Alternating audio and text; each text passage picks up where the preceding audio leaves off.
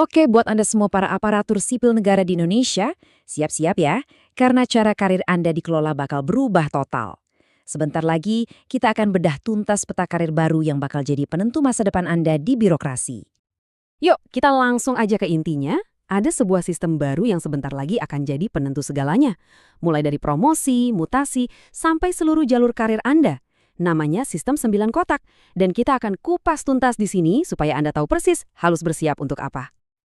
Dan ini bukan sekedar wacana atau rencana loh ya. Menurut keputusan resmi Badan Kepegawaian Negara, tanggal 1 Januari 2026 itu adalah deadline wajibnya. Jadi penting banget buat Anda untuk ngerti gimana caranya peta karir Anda nanti akan digambar. Oke, pertama-tama, mari kita pahami dulu fondasi dari semua perubahan ini. Sebuah peta karir yang benar-benar baru yang akan mengubah cara kita melihat talenta di pemerintahan. Jadi apa sih sebenarnya grid 9 kotak ini? Gampangnya gini, bayangin aja sebuah grafik. Di satu sumbu ada kinerja Anda, seberapa bagus hasil kerja Anda selama ini. Nah, di sumbu lainnya ada potensi Anda, kemampuan Anda untuk berkembang dan megang tanggung jawab lebih besar ke depannya. Sistem ini sebenarnya udah lama dipakai di perusahaan swasta, dan sekarang ini bakal jadi standar baru buat semua ASN. Tentu aja perubahan sebesar ini pasti ada alasannya kan? Nah, sekarang mari kita lihat kenapa sistem yang lama itu dianggap perlu banget diperbaiki dan kita akan pakai contoh yang nyata. Sebuah dokumen dari Pemprov Bali menyoroti masalah yang kayaknya udah jadi rahasia umum di banyak instansi. Sering banget pegawai ditempatkan di posisi yang nggak pas sama kemampuannya. Akibatnya apa? Ya jalur karirnya jadi nggak jelas, motivasi kerja jadi turun, dan yang paling parah, instansi jadi susah nyari orang yang pas buat ngisi posisi-posisi penting. Nah, sistem 9 kotak ini dirancang untuk membereskan masalah-masalah ini. Oke, sekarang kita masuk ke bagian teknisnya nih. Gimana sih sebenarnya posisi Anda di peta ini ditentukan? Semuanya dimulai dari sumbu vertikal, skor kinerja Anda. Skor kinerja Anda itu nggak cuma dari satu hal. 60%-nya datang dari kinerja utama Anda, sementara 40% sisanya diambil dari kinerja penguat. Yuk kita bedah satu persatu.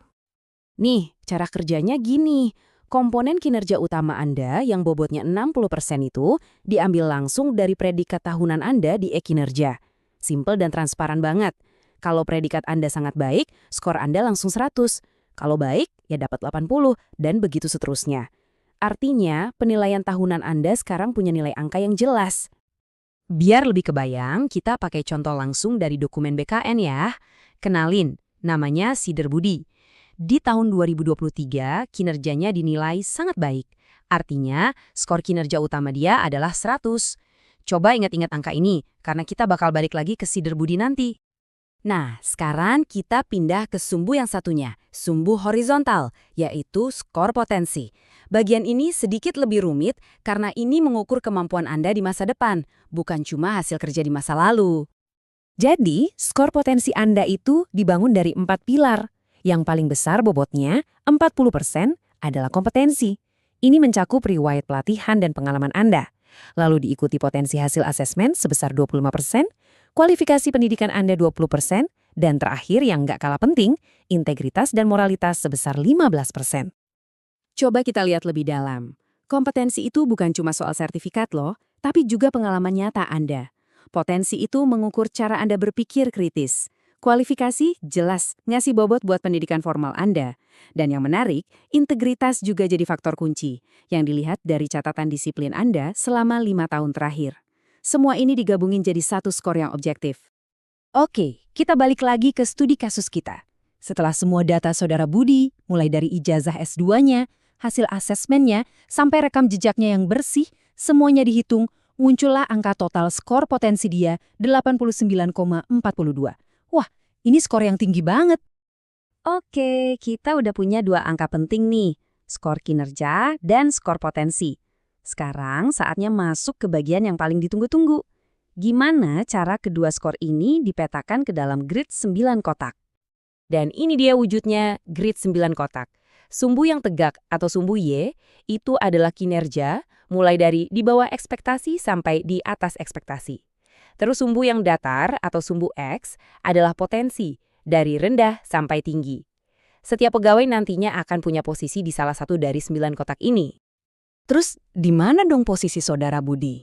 Dengan skor kinerja 90, yang berarti di atas ekspektasi, dan skor potensi 89,42 yang berarti tinggi, dia mendarat dengan sempurna di kotak 9. Ini adalah posisi puncak, yang artinya dia diidentifikasi sebagai talenta terbaik. Nah, ini dia nih, inti dari semuanya. Posisi di kotak ini bukan sekedar label. Kalau Anda berada di kotak 7, 8, atau 9, selamat. Anda secara resmi masuk dalam kelompok talenta atau talent pool. Artinya, nama Anda bakal ada di urutan paling atas untuk dipertimbangkan dalam promosi dan jabatan-jabatan strategis. Inilah jalur cepat yang baru di dunia ASN. Oke, sistem ini kedengeran canggih dan adil ya, tapi tentu aja menerapkan sistem sebesar ini di seluruh Indonesia bukan tanpa tantangan. Mari kita lihat gambaran besarnya. Sebuah penelitian menunjukkan data yang cukup mengejutkan. Sampai pertengahan 2024, ternyata baru 6,5% instansi pemerintah yang dinilai siap untuk menerapkan manajemen talenta. Angka ini nunjukin kalau jalan menuju 2026 itu masih panjang dan banyak banget pekerjaan rumah yang harus diselesaikan. Masalahnya tuh bukan cuma di atas kertas. Coba bayangin, kalau data kepegawaian yang nggak akurat, skor Anda bisa salah hitung. Atau kalau biaya asesmennya mahal, bisa jadi nggak semua orang dapat penilaian yang adil. Ini semua adalah tantangan nyata yang harus diatasi supaya sistem ini bisa benar-benar adil buat semua. Jadi, suka nggak suka, sistem ini pasti datang. Peta karir baru sedang digambar untuk setiap ASN di Indonesia. Pertanyaannya sekarang bukan lagi apakah ini akan terjadi, tapi di kotak mana posisi Anda akan berada nanti. Waktu untuk bersiap-siap adalah sekarang.